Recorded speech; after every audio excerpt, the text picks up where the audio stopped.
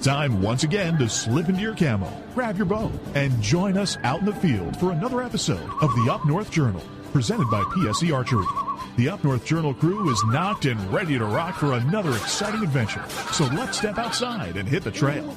This episode of the Up North Journal podcast is brought to you by PSE Archery, Yamaha Outboards, Better the Hunt, Easy Cut, Packer Max, Deer Camp Coffee, Buck Baits, JPO Game Calls, Limwalker Game Calls, Wild Seasoning, Total Peep, Sunrise Archery, Scent Lock, and Scent Blocker. Welcome back to another episode of the Up North Journal, everybody. Host Mike Adams sitting in the cabin tonight with Dan DeFall here in Michigan on a pretty pleasant evening this Thursday. It's not too bad. We had some weather come through. I think the humidity's dropping for time being. It'll be back. Right. You know, and so, you know, we're back from vacation. Had a good 4th of July up in the UP. Yeah, we got out and did some camping. Got rained on pretty severely, but did a lot of kayaking. That was weird.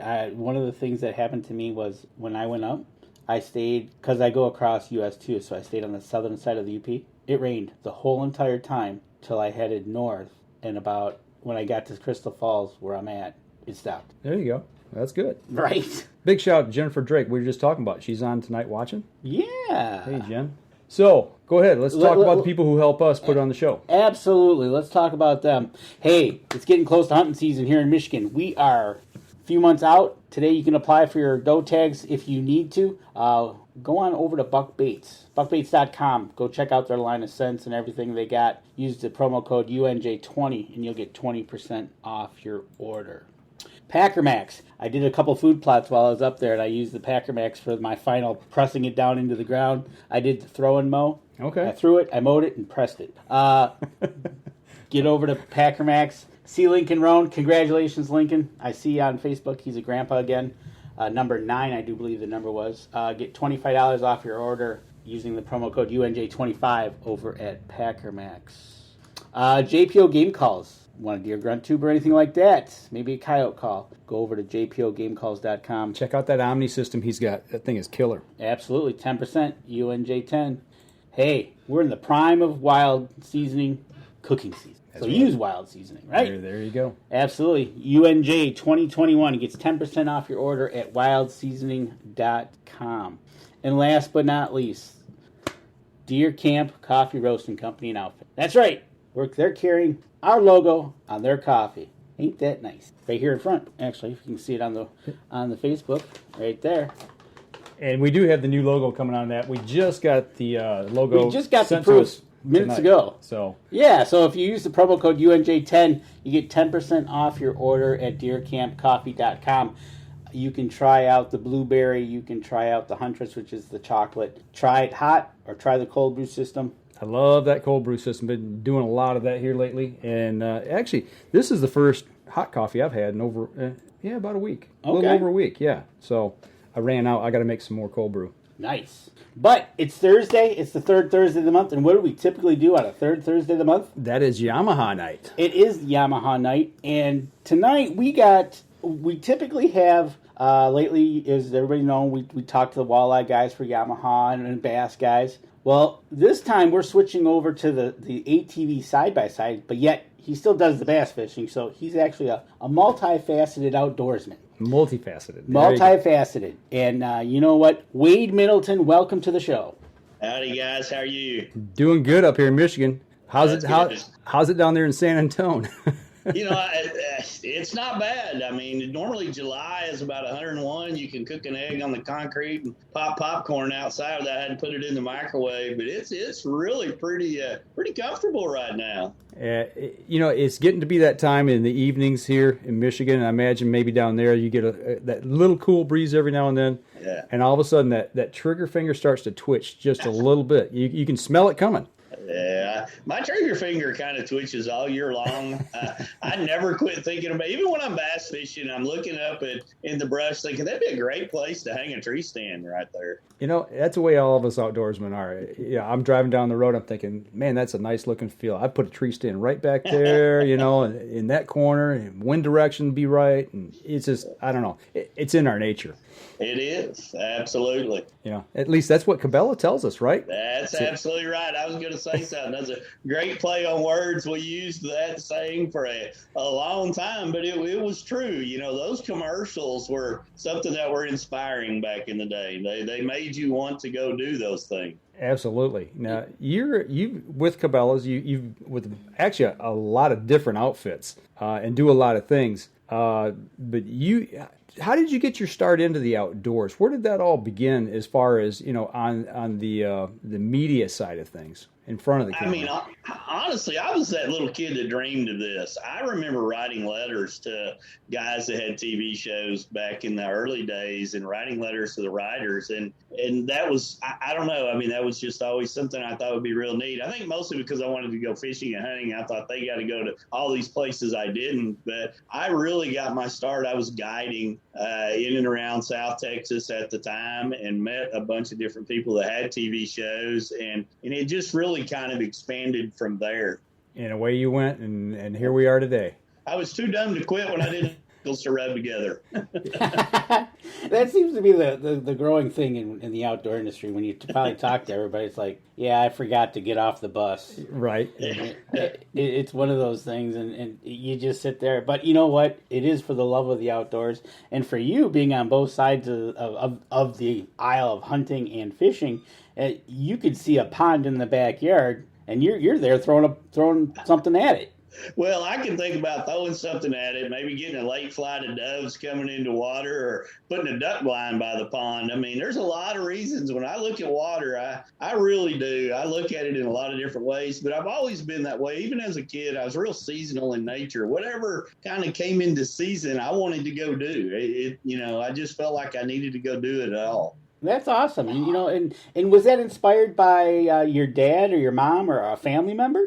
My dad was really big into fishing. He loved to fish and camp, and I had an uncle that was really big into hunting. So, I got kind of that double experience of people that were involved in it and that enjoyed it. And I think that was probably the reason I got, immersed in a lot of different aspects of it as a kid. And I grew up in southern Oklahoma. We were lucky. There was so much public land, easy access. I could ride my bicycles to places to go fish, and there was a lot of public hunting land. And my peer group as a whole, that's what we did. And I think it's because it was easy and it was free. You know what? One of the best things that I see here in my small town where I live in Fenton is there's nothing better when I see a kid on a bicycle, one hand on the handlebars with a pole, and the other hand off the handlebars is a little tackle box, and he's heading downtown just to do some fishing. I love that. We don't see it enough anymore, and I wish we saw it more. Well, that's kind of a big push that we like also is getting the kids out there, actually getting anybody out there that wants to start fishing or try fishing. You don't have to be young. You can be young, old, in between, anywhere. Just getting outdoors, throwing a rod, bobber. You just get them outside. It doesn't matter what bites. Just watch the bobber go under. I didn't care as a kid even what I caught. It could be a 3-inch bluegill or a 5-pound channel cat. I was just as giddy. I just wanted to watch that bobber start shake, kind of swim off, and then disappear. That is one of the coolest things as a kid is watching that little bobber dink around. Oh yeah, yep. And something's on there. Cool. I think it's still cool now, even at this age. Oh, it is, especially when you do the old turn your head to make a conversation or something, and all of a sudden you look back and your bobber's gone. Yeah. Now we have to focus our eyes a few times to figure out if it really is gone. Right. Yeah. We won't talk about the age factor when you get older. You're making sure I gotta have my glasses on to see that, or like now to read the computer, right? And it's like the old rod tips bending and poking down at the water. It's like, yep, there's something there. I understand. I saw a thing on the computer here the other day. It said back when we were kids, we were out in the evenings searching for worms, searching for frogs, near the pond. And kids today are searching for Wi-Fi connections. And it's like, that's so true. I remember going out, chasing frogs and digging up worms to go fishing as a kid. It's just, that's just seems to be lost nowadays. I don't disagree, unfortunately. Matter of fact, I see Jennifer Drake is on our live feed, and she has Drake's Guide Service up here in northern Michigan. And I think her daughter drew a bear permit. Yeah, I do believe. So a young lady getting out there going to do some bear hunting this fall. Yeah, that's awesome. So now talking a little bit about getting in the outdoors and getting out there. You're affiliated with Yamaha. You know, we're going to talk about some of their gear tonight. You know, when did that relationship start for you? Well, I started with the Marine group probably almost 20 years ago, running all the Yamaha motors. We used to film a lot of fishing tournaments for them. I've ran a Yamaha for so long that I wouldn't even know what it's like to see anything else on the back of my boat. And then probably about 15, 16 years ago, we started doing work with the ATV, which, you know, became the side-by-side group. And, you know, it's just been a great blessing for us to work with both of those brands and people and watch them, because it is, I mean, I've been fortunate enough that I've taken executives out of Japan from Yamaha hunting and fishing and watch them kind of immerse in it in the culture. And it's just been a great partnership for us. You know, it's funny you mentioned that, because the guys from the walleye tour, there's 4 different gentlemen that we've kind of got to know here in the last year, and they said the exact same thing, that they brought the gentleman from over in Japan, from the factory over, and took them out and showed them how they use the equipment. And actually they want to know. They want to know. Yeah, they want to be able to know. If there's an improvement that needs to be made, they'll make it. You know, and talk a little bit. You said that you took them out hunting. From the hunting side, obviously that's a whole different culture. What was their experience like? Did they share anything with that? Oh, absolutely. I mean, it was, you know, and in a lot of cases, it was some of their first experience with firearms. They didn't understand, you know, why we would hunt certain animals at certain times in the whole aspects behind game laws.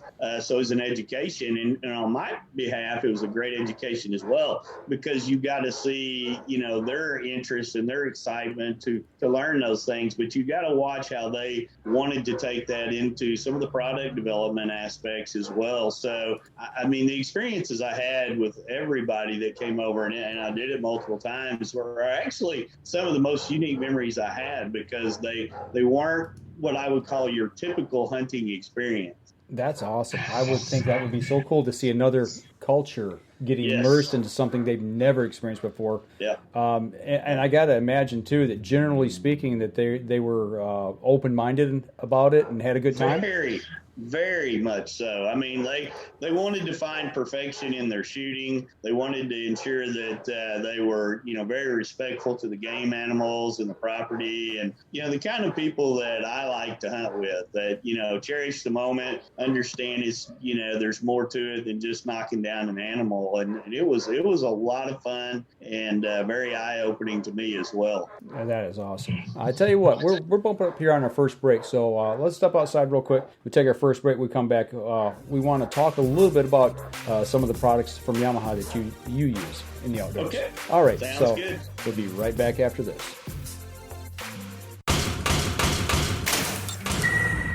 PSE Archery has reinvented the way you buy bows. From now on, you can make the most educated decision possible by basing your bow choice specifically on your shooting needs and goals. All you need to do is ask yourself, what kind of shooter am I? What do I want to achieve? PSE will help find the right category for you. So, what kind of shooter are you? Find out at psearchery.com.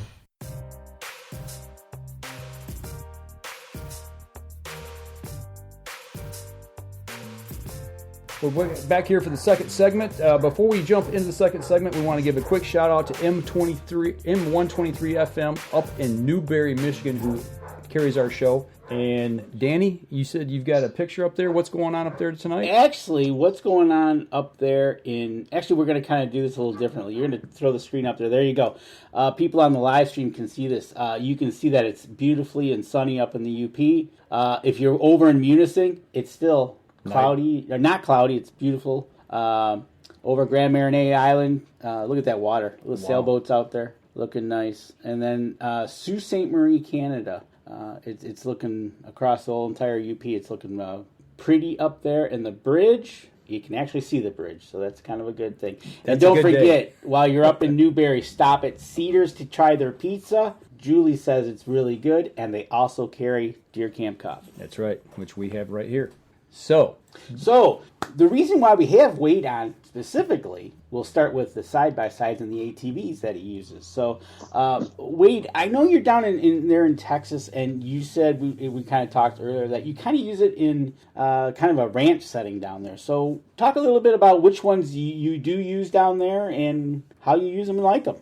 Well, I mean, for us on the whole Yamaha lineup of side-by-sides, it's diversity, because so many properties are different. And what I've learned over the last, 15 plus years of using all the product lines is there's, what may work great for me in my area may not necessarily work perfect for somebody else. And it's not that the unit is bad, it's that the unit may not fit their needs. Like we can go back and look at the Viking line, a utility, a member of the side-by-side family at Yamaha. It can seat, up to 6 people in their big ones with a bigger bed. Well, if you've got a lot of people you're dropping off in a hunting situation, that's probably a desired unit for you. But if you want to probably get a little more aggressive, you want a little more power, you're going to use it for off-road trail riding, then maybe one of the Wolverine models, which there's a bunch of them. I mean, there's like 10 of those. Probably suit your needs a little better because they're a little more aggressive. They're a little more for that off-road style, got a little bit more ground clearance in them.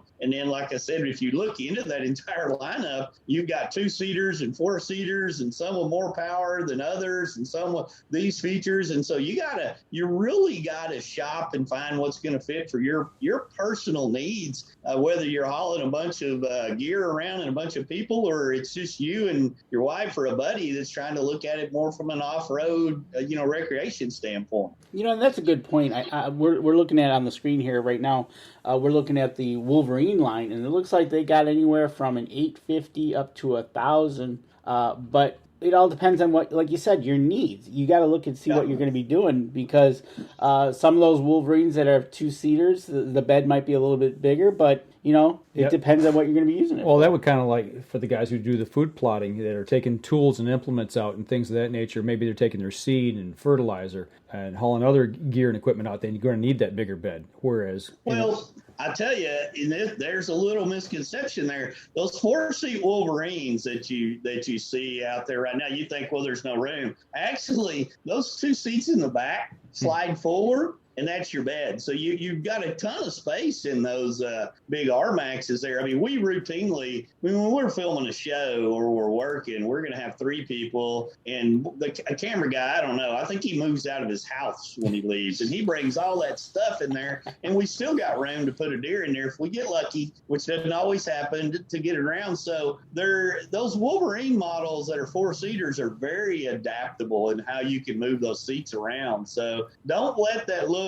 and style think, wow, there's not a bed there. There is a bed there. Nice. One of the best things to do is get out to your local Yamaha dealer, check them out, and try them out, because I see the price points they got anywhere. Looking on the website, quickly scanning from like $14,500, and they go up from there. So depending on what your price point might be. Yes. Get out there, check it out, and, give it a test drive. Don't be afraid to ask questions. Don't be afraid to say, hey, this is what I do.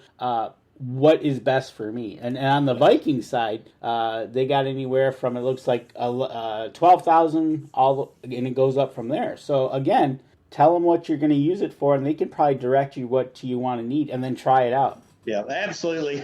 And I'll tell you, if you test drive that Wolverine R-Max 41000, you're done. That thing's like driving a super Cadillac off-road with all of its features. We've got one of those out there, and I quit driving. Everybody's got an old ranch truck in Texas. I don't even drive it anymore. A ranch truck beats your teeth out. I can take that Wolverine out on the road, and it's just like going down the highway. It's pretty amazing. Well, I tell you what, here in Michigan, it's kind of getting the same way when you're like up north. Sometimes when you go by a gas station, or you even go by the bar, if it's close enough to the trailhead, there's usually more side-by-sides there at the gas station or at the bar than any other vehicle. Right. I've seen that when I've traveled up there. That's pretty neat. That's pretty, we just use them off-road and on our hunting scenarios where we're at. But, I mean, when we go out on some of those trips, in Texas, and a lot of places will go well, we're out on a 100-acre farm. Well, in Texas, there are like 2 and 3 and 4,000 acre ranches down here. And that's what we, do most of our hunting on. And we just take off, fill it up and haul over gear and go. And there's something about that experience that I enjoy. You can feel the wind and it's comfortable, and I can haul tons of stuff in there. And like I said, depending on the features you're looking for, Yamaha's probably got it built into it. Absolutely. And also they do have a pure sport model. Obviously, if you're not going to be wanting to do any of the ranch style stuff or the hunting, but get into the YXZ models and look into those, and there you can those are pure sport models, and those are the ones I see a lot of on the trails up in the UP, that they are those are aggressive. Well, and I've been fortunate to take some members of the Yamaha racing team out hunting and expose them to hunting. And through that, I've learned how they use an ATV or a side-by-side in their racing at the national level. And these are, like multi-time world champions. And I get footage of them, we build it in the TV shows of how they're jumping dunes. And, I'm amazed at what they can put them through. I'm pretty happy going 35 miles an hour, but there's no question that those higher-end ones, the way they're designed, if they can compete at those guys winning world-class championships, I mean, anything that the general consumer is going to want and need is going to be covered. Absolutely. And I also want to stress this, matter of fact, we're talking about side-by-sides and ATVs today, the stress and importance of learning the machine and how to control the machine, because actually my brother-in-law, he was out in Arizona last week. He took his grandson to the Grand Canyon, and his girlfriend, they were riding ATVs, and she I don't know the entire story. She ended up going too fast. She flipped it. She took 16 stitches to the head, got a free helicopter ride to the medevaced out, broke 4 ribs. So again, even though we talk about the fun that these have, safety. Well, and you make a great point, and this is something that we push on all of our shows, all of our social media, and I laugh when I get some guy, sending us a note laughing because we got a helmet on. We gear up for the ride, and it's an important message that Yamaha has instilled upon us from day one, and the reasoning behind it. I mean, we're wearing gloves, we wear boots, we wear pants, long sleeve shirts, eye protection. I can't tell you how many times I've been riding around and you're off-roading in the mud and you hit a stick or something that flies up. Of course, I wear glasses, but, we make everybody else wear them. And then a helmet. And finally, put the seatbelt on. That seatbelt, it's just like driving your car. It should be the first thing you think of, because, you can get going too fast and you're in an off-road deal and you're not familiar with that unit, or even if you are familiar with it, it's what you need to do. It's the smartest thing. I mean, those accidents can be prevented. And if an accident unfortunately happens, at least you've got yourself covered up as good as you can and safety gear on that, maybe you don't get any stitches. You just get a little knot on your head. Who knows? Well, case in point, I had a road bike, and this is back when I was a lot younger, and, I was wearing a helmet, but I didn't have my leather jacket on. And, I was checking out the ladies, riding along, and shot a wave to one and shot a wave back. And when I turned back around, I was only doing 25. The van in front of me stopped for in the road because there was a little bit of gravel where they had done some construction. By the time I had just turned my head and looked back, I was right at the back of that van, and it was, either hit the van, lay it down, I grabbed the fistful of brakes to lay it down.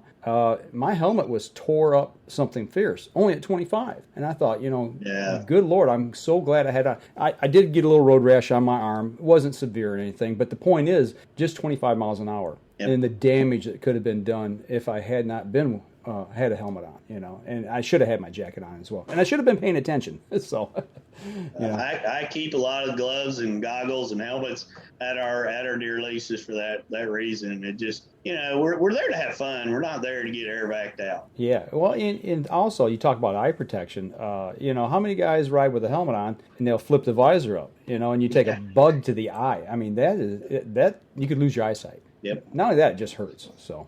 Absolutely. So a bug at 50 miles an hour is not a tickle. No, it's not. No. Well, They can say what they want. They're not tasty either. No, they're not. Not at all. Unless they're dipped in something. Yeah, maybe they put a little ranch dressing. And, anything fried, right? Hey, Right. that's pretty good. There you go. Question for you on the side-by-sides. It's something that I know people are going to want to know and ask, and as well as me. But I've used the Yamaha generators, for bow fishing in the boat to run the lights at night or at a campsite, what have you. And those are really ultra quiet. Now, with the side-by-sides, if you're in a hunting situation, you're dropping people off, obviously we're concerned about noise. Talk about that a little bit as to how quiet they are.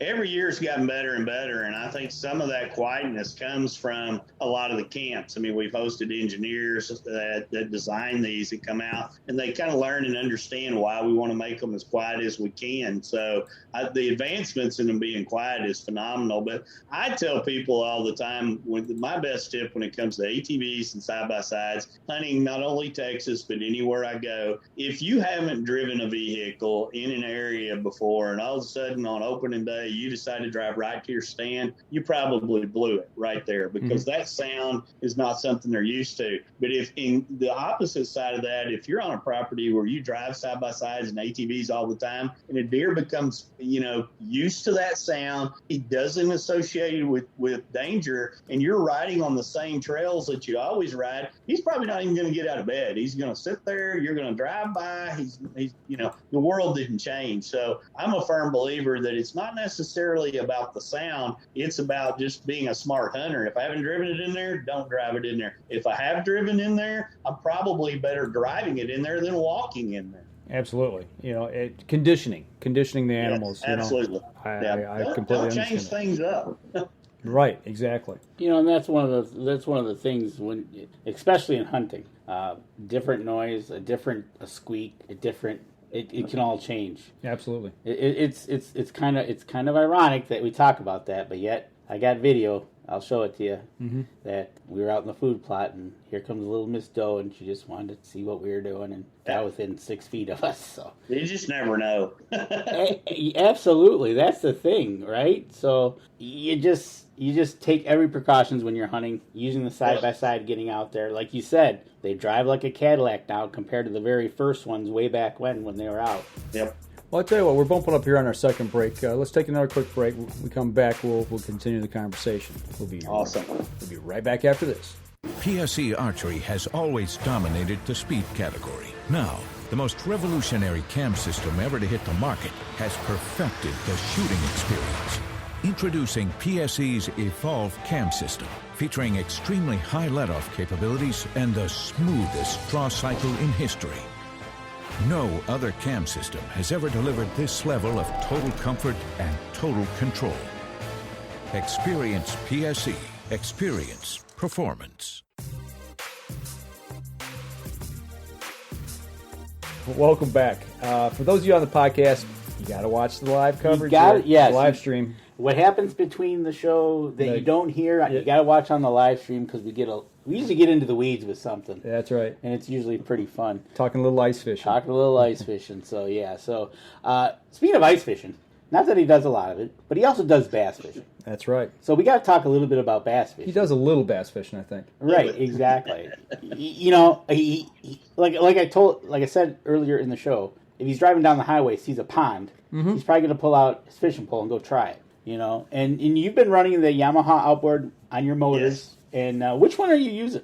I've got to show. Well, I've got a 150, I've got a 250, and I've got a 40 horsepower jet right now on 3 different models of boats that we film out of. And so we're always kind of tweaking and adjusting based on what we plan on doing for that year ahead. Excellent. And you've been with them, like we talked about earlier, about 20 years. And yes, sir.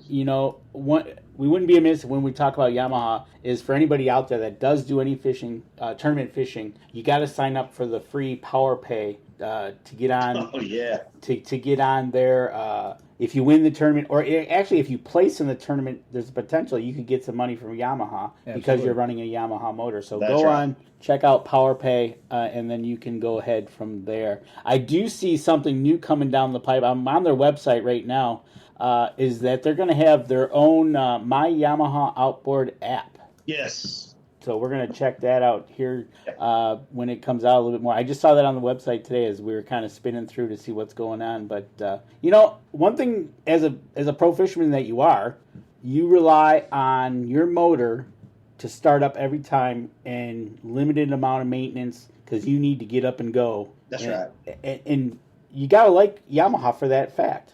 Yeah, I mean, reliability and dependability are, buzzwords at Yamaha for a reason. And, whether you're, at the highest level of tournament fishing or you're just a recreational guy out with your grandkids drowning minnows and you see a storm coming, when it comes time to turn the key on, you want something that's going to perform. And that's what you're looking at when you run a Yamaha. And there's a reason behind that. Once again, the same things we talked about in the hunting, applying the fishing, those guys that are designing these, that work on them, they get out and use them. It's not just somebody designing something with no experience. And so they understand the need for those aspects to really work and perform. And like I said, it doesn't matter whether you got 4 quads on a 37-foot Freeman or you're running a little John boat with a 9.9 on there. It's all about working when it comes time to turn it on.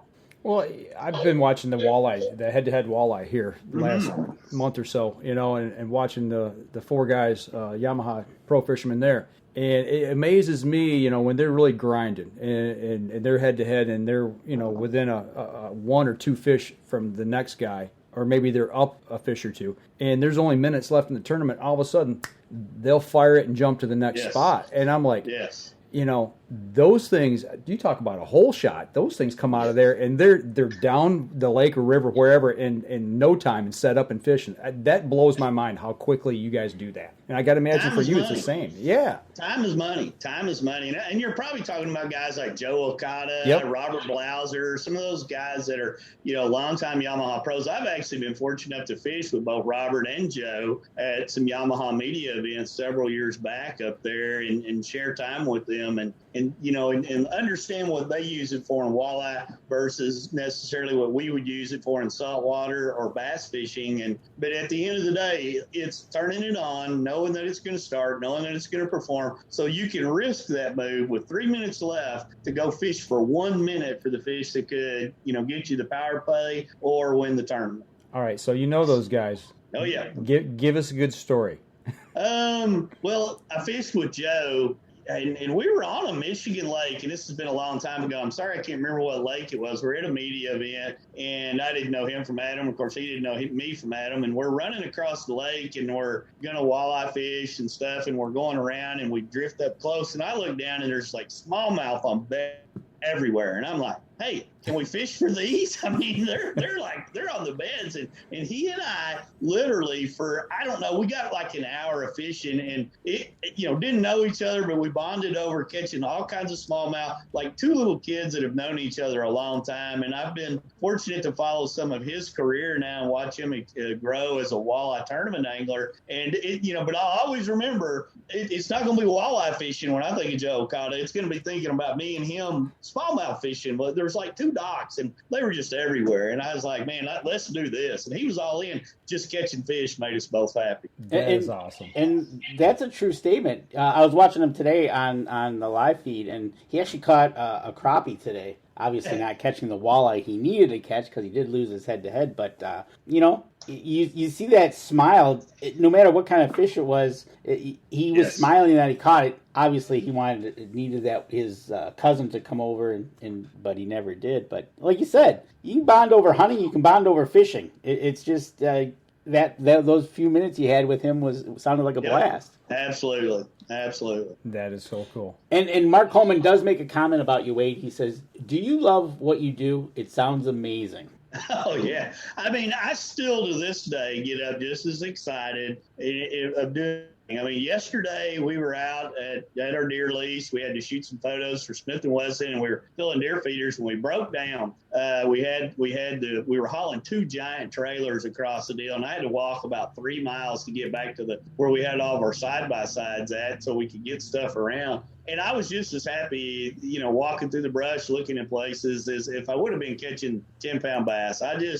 I don't know. I may be the luckiest guy alive in my mind, because I still just get as excited every time I go, whatever I'm going to do. And speaking of being a lucky kind of guy, got a picture of a deer you shot with a pistol. Now, tell us about that pistol, because that thing looks humongous in the photo. Which one was that?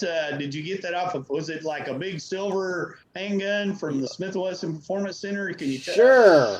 Yeah.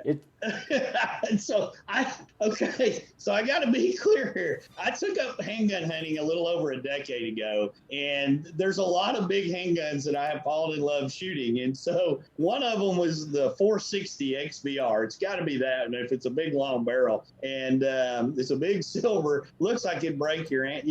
Dirty Harry doesn't have anything on that one when he holds the gun up. But I really have taken a love of handgun hunting because it requires a different trigger discipline than shooting one with a rifle. Right. And once again, I like to hunt with everything: crossbows, compound bows, muzzle loaders. I mean, I will hunt a deer with anything that's legal. But that handgun hunting is something that I am still really 10 years into this, understanding and learning all the nuances of trigger pull and the ballistics and how each handgun performs, because they really perform very different than anything I've ever shot. I had the fortune of taking a deer with a 44 mag. Yes. And you're right. There's just something totally different about it.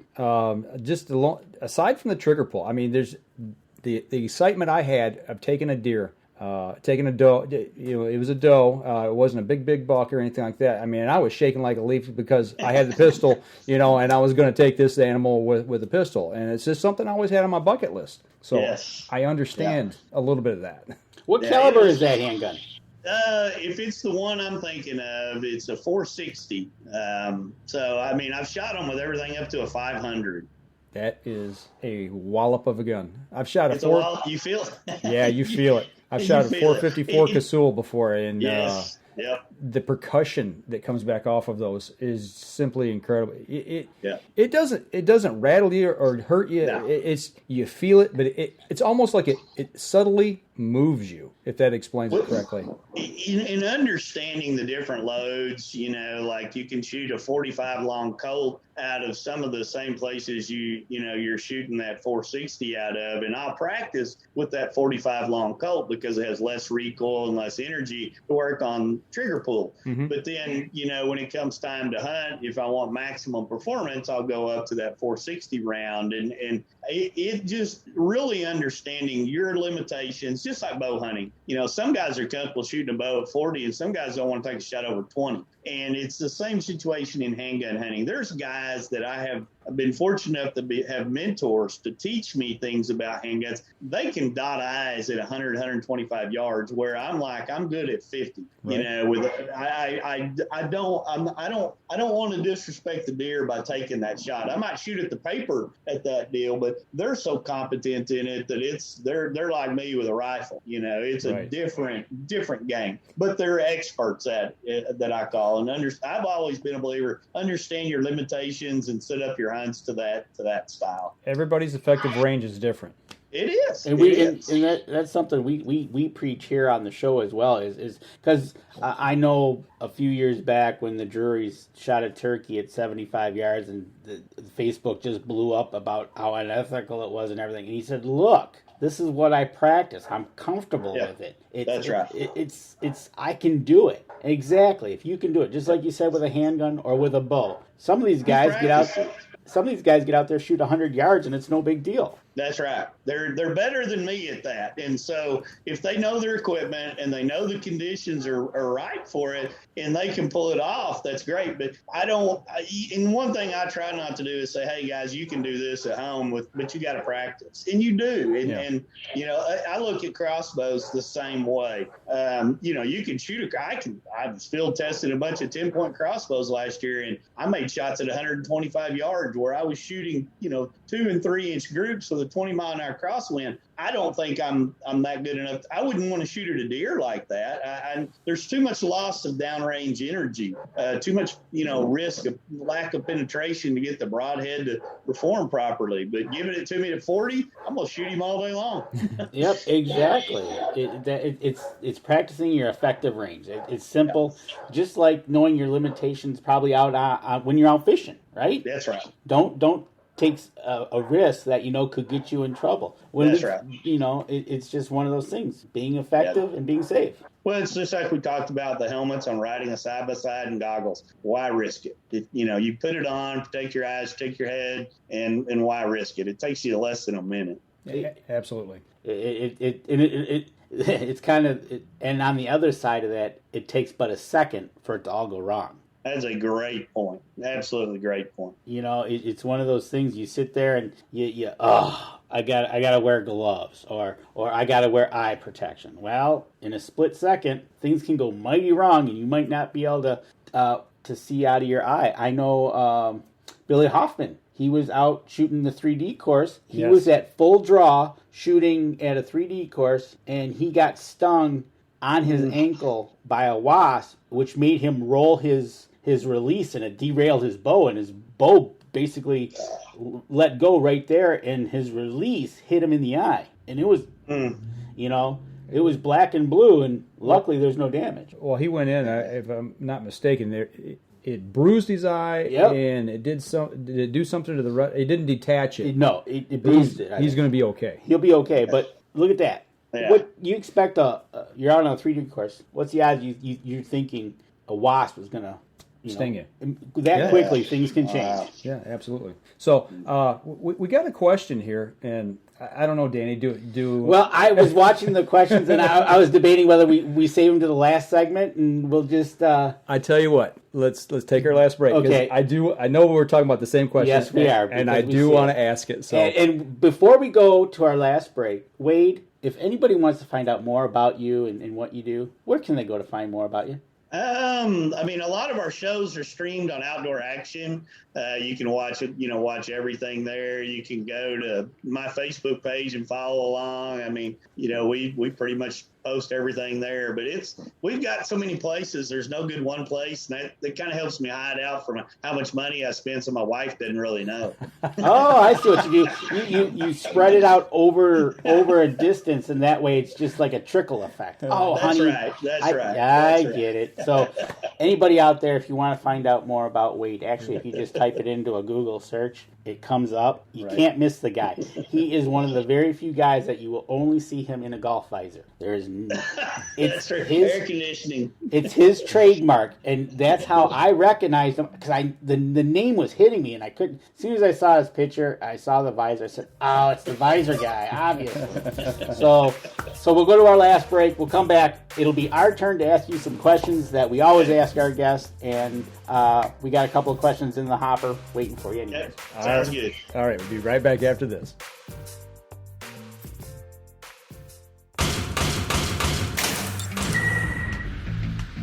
Acceleration is part of PSE's DNA. PSE pioneered the speed movement. Now they've developed the vapor category to help you find the most powerful bows on the market to fit you. High speed equates to intense power and building the momentum you need to be successful. Are you a vapor shooter? Find out at psearchery.com.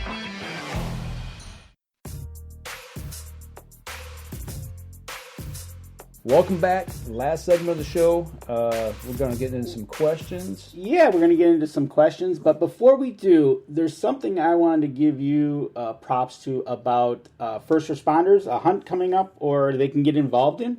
Yeah, we try to do some things like that all the time. This is Bucks for the Brave that Sportsman's Choice Record Rack does. And it's about 3 years ago is when I first became aware of it. It's really neat in the fact that an Army guy, Navy guy, Air Force, first responders, Coast Guard, there's lots of different categories. They can simply submit basically a letter. You can write it for somebody. You know somebody that's worthy out there, for lack of a better word. It's a hero in your opinion. And I mean, there's been 90-year-old folks and 25-year-old folks that have won this and gone on them, and they take them to this really nice Texas ranch where some people have put together an effort to, make sure they're rewarded for what they've done. And it's just a neat event. I mean, Donald Trump Jr. all the way down has shown up to, pat these guys on the back.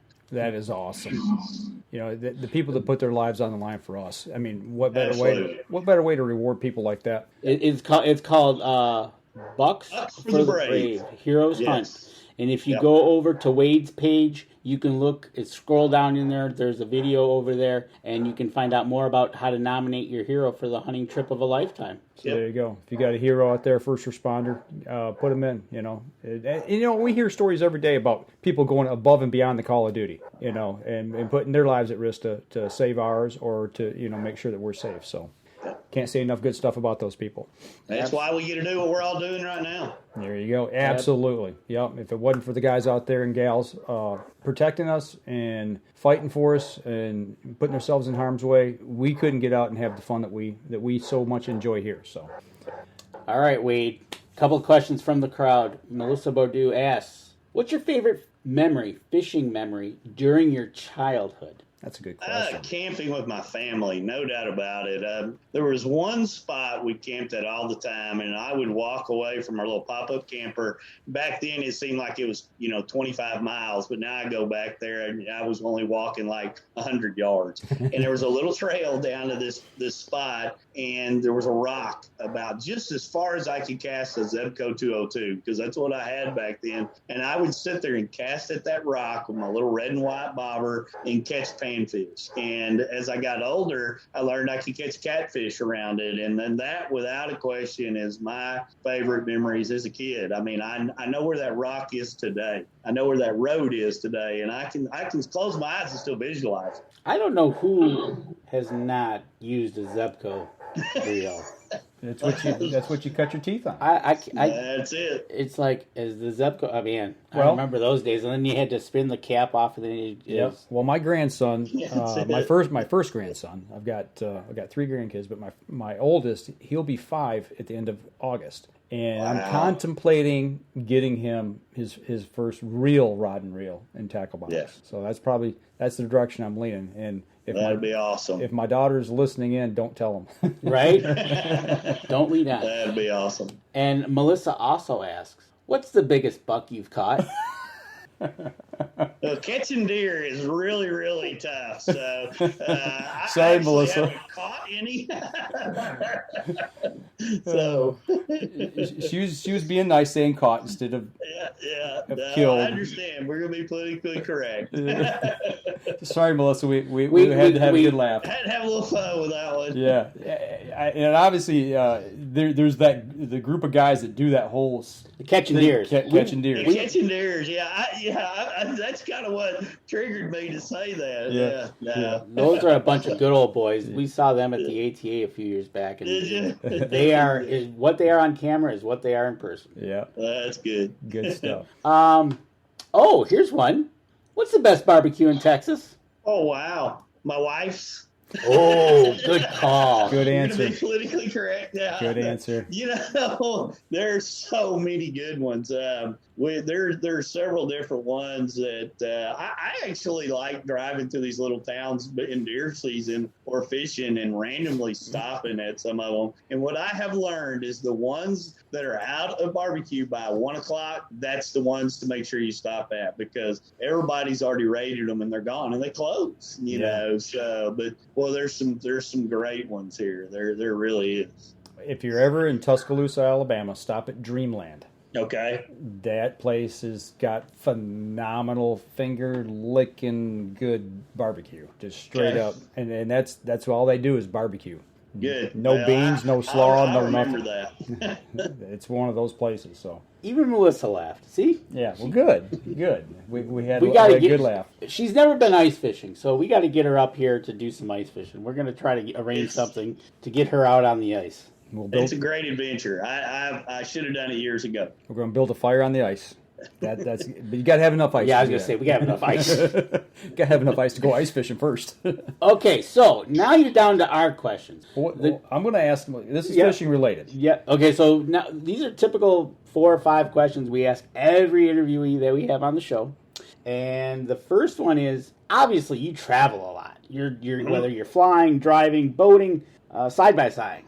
You have a radio. What are you typically listening to? A music podcast? What type of music? What do you listen to? I am a channel. I still just surf the FM radio dials. So I literally listen to everything from talk radio in San Antonio to some guy named Jay Gonzalez out in Del Rio, Texas, when we're out there, to wherever I'm at. I'm not necessarily a podcast guy. I don't download music. I just listen to local radio about wherever I'm at. I like to do that myself when I'm traveling in the fall, when I'm heading up to my cabin in the UP, because what I do is I catch the local football games on Thursday or Friday night. Yep. High school games. And it's awesome, but it kind of stinks because I starts to get towards the end of the game and all of a sudden I fade out and they're gone. You don't know You don't get the final quarter. Right? So you're listening to your FM station of choice that's coming in. You're still driving. What's your favorite snack while you're listening, driving, fishing? Barbecue potato chips. I've never heard that one before. Yeah, that's my guilty pleasure. Barbecue potato chips. Okay. Any certain brand? Yes, Guys Barbecue Potato Chips. They're out of Missouri. In fact, my mom used to mail them to me. My wife buys them on Amazon and ships them in. I mean, as a kid, I loved them, and that's, you only kind of find them in that one little part of the world now. But if I had to pick a guilty pleasure, that's it. Strange that you say that, because one of the things when we're out doing remote newscasts, like we do a special show, one of our news anchors we have to have a bag of barbecue potato chips for her, and they're just for her. If anybody touches them, they get their hands cut off. Hey, I'll share mine. But that's the same way. So that's the first one we've had on barbecue potato chips. Hey. All right, go ahead with your fishing question. All right, so I heard somebody ask this the other day, and it got me to thinking, since we're interviewing you, what is the strangest thing that you have ever pulled out of the water on a hook?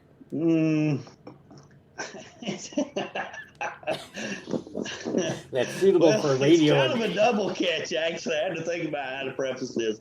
So I had flipped a jig up under a dock, and the kind of line got tight, and I set the hook, and it was a chair. But attached to the chair was a diaper bag, and it was full of diapers, but one of them was very well used.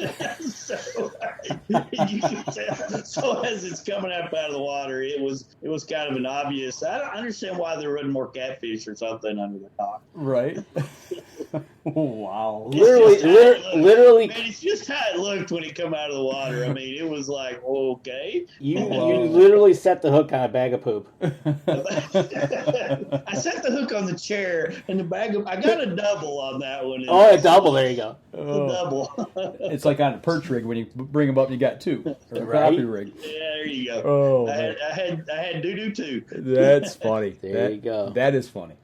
All right, one of our other questions that we like to ask is, Mike and Dan are going to come down to your place in San Antonio, and you're going to cook us a meal. What's your favorite go-to meal that you'd say, hey, Mike and Dan, I want you to try this because it's going to be the bomb? What would that meal be? It would be a combination of smoked bacon-wrapped dove that then I love to smoke it. I used to grill it, but I started smoking it about 10 years ago. And then we're going to have a ribeye kind of on the side, about an 8-ounce ribeye. So it would be that with all the fixings. I mean, that's kind of my specialty that I'm known for. Bacon-wrapped dove. Oh, my gosh. Mm-hmm. My mouth is watering right now. Danny, smoked. You got to smoke it, though. I mean, there's a key to that whole smoking them. I mean, they come out it's when you put them on the grill, they can get crispy on one side or the other. One, the bacon catches on fire, and you get one that's black, one that's brown. Yeah. But when you smoke them, I mean, they're like to perfection. You don't ever mess them up. And then you throw 4 or 5 of those next to about an 8-ounce ribeye and all the fixing. That you might not get up out of bed the next morning in time to go fishing. Right? Probably not.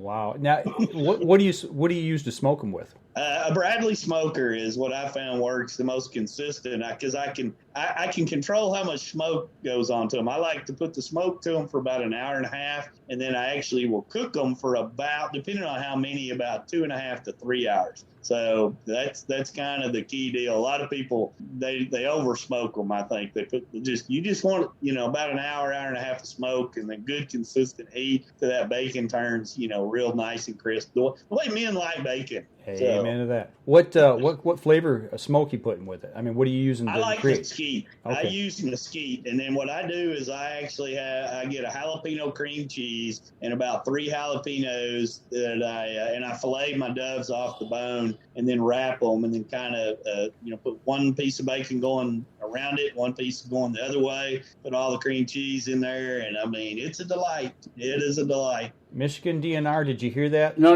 Okay. Don't get me on my soapbox. Hold on.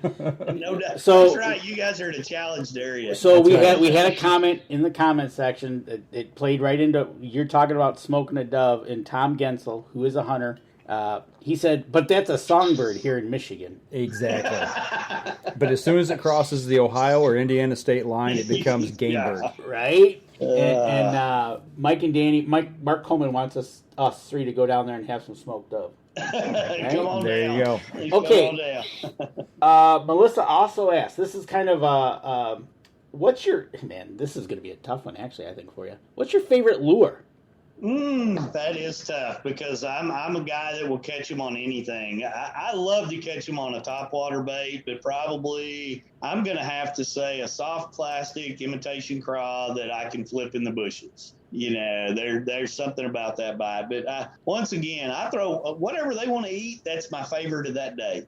Absolutely. From craws to frogs to everything in between. Doesn't matter. Yeah, I don't care. I mean, if it's going to nibble on it, I'm going to set the hook. There you go. And typically what we do is after we have that great meal, which we're frothing at the mouth over, we like to ask you, what would be like a story we're going to sit around the fire and you're going to say, hey, Mike and Dan, I got to tell you this story. And it's a story from it just happened, or it's a story that it's somewhere in your mind. It hits you. So what story would that be? I think it would just have to be the story about, golly, just to pick one. I mean, I generally are probably, if I am telling a story around a campfire, it's going to be something tied to what we're looking forward to doing the next day. How excited I am about it, more than looking at the past. And just saying, hey guys, here's what I expect. Here's what I'm excited about. Here's what we're going to see. I'm always looking around that next bend of the river, or where that next fish is going to be, or that buck's going to be, or whatever it's going to be. That's just always been me. I'm more excited about what we're going to do the next day than what we did, when they weren't there. I like that. I like the fact that you're looking ahead, because I've always said you can't see where you're going if you're always looking in the rear. I mean, it's good to have memories. It's good to have memories and things, and remember the good times and the time with family and friends. But I like that answer, because that's being positive. It's thinking about the next hunt, the next fishing trip, what have you. So I like that. And that it's one of those things. If we ever hunt with him, he'll probably show us like game camera pictures of bucks that we might be able, unless we're in Arizona. Right. Yeah, we won't be able to see it in Arizona. Right? I had to throw that in there because you were leading right there. I said, all right, I got to do that. Yeah, Mark Coleman says they need to come up with barbecue chip scented lures. Probably, I'd have a problem. How am I going to figure out to tie it on the line and throw it in the water, because I'm going to want to eat it? Right? There you go. Right. So there you go. That's typically what we ask all our interviewees, just kind of get us, let you know what's going on and kind of pick your mind a little bit of what you're doing and what you're listening to out there. Yeah, that was fun.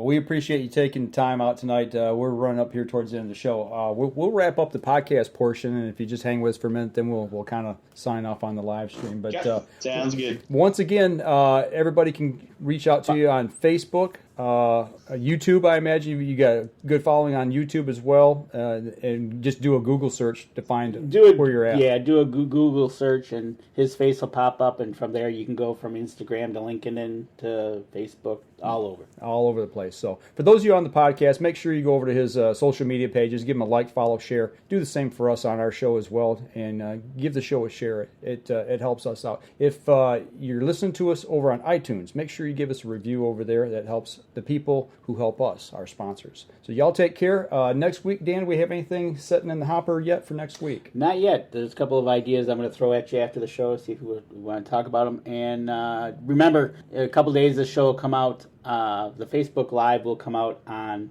YouTube. Yep. Go over there, subscribe, and there we'll be happy there. All right. So for those of you on the podcast, that'll do it for us this week, folks. We'll see you all again next Thursday night, same time, same channel. Y'all take care. This episode was brought to you by PSE Archery, Yamaha Outboards, Better the Hunt, Easy Cut, Packer Max, Deer Camp Coffee, Buck Baits, JPO Game Calls, Limwalker Game Calls, Wild Seasoning, Total Peep, Sunrise Archery, Scent Lock, and Scent Blocker. Thanks for listening, and join us again here next week. Until then, remember, as we always like to say, if you're out on the water or in the woods, shoot straight and be safe until next week on the Up North Journal.